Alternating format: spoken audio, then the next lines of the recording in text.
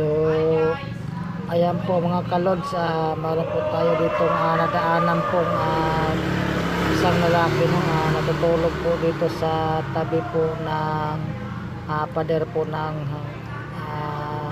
elementary high school ng Kasarilan po mga kalods, no?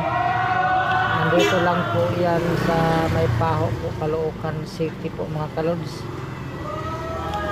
So ayan po mga kalods, sana kaya ang mga pamilya po nito mga kalods, no, or kamag-anak,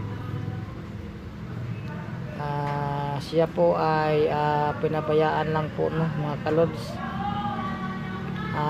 Ano kayang nangyari po sa kanya po mga kalods, no? Taga saan po kaya itong tao po mga kalods?